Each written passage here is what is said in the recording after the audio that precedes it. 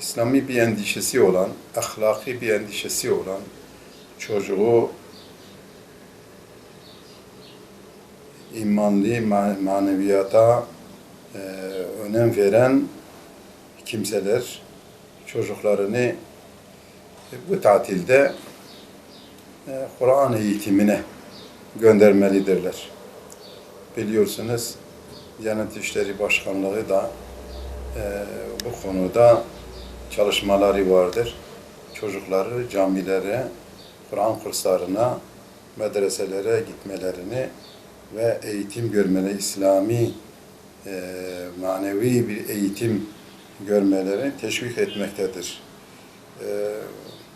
Bu bakımdan imkanlar vardır.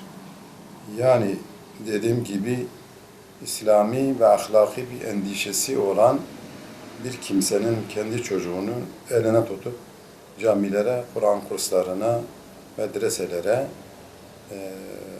ahlaklı yetişmeleri için topluma ve insanlığa faydalı olabilmesi için, hatta ebeveynlerine karşı şefkatli ve merhametli yetişmesi için çocuklarını alıp medreselere, Kur'an kurslarına, camilere götürmeleri lazım ve bu konuda çaba harcamaları lazımdır. Evet, bu gereklidir. Gittikçe toplum bozuluyor. Yani küfrün, İslam düşmanlığı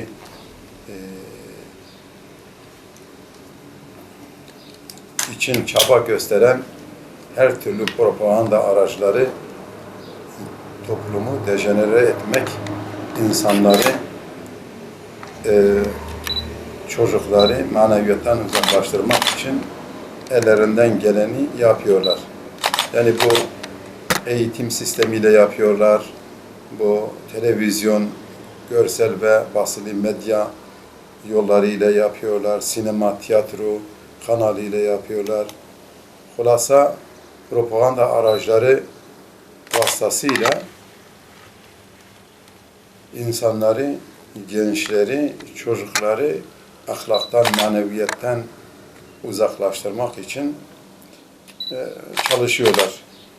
Bu konuda inançlı olan insanlar da kendi çocuklarını kurtarmaları için çaba göstermelidirler ve bir şeyler yapmalıdırlar. Bu konuda imkanlar vardır. Camiler açıktır. Yani cami imamları, Kur'an kurslarının hocaları, medreselerin hocaları eğer çaba gösterirlerse, kendine de gayret ederlerse, gösterirlerse bu konuda epey mesafe alınabilir. Yani en az bir kısım insanları kurtarmış olabilirler.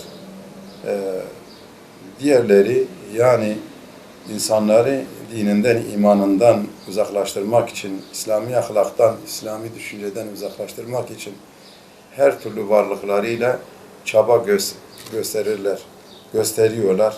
Neden bir mümin kendisi çaba göstermez? Çocukları ahlaklı, imanlı, maneviyatta da önem veren bir tip insan yetişmesine çalışmasın.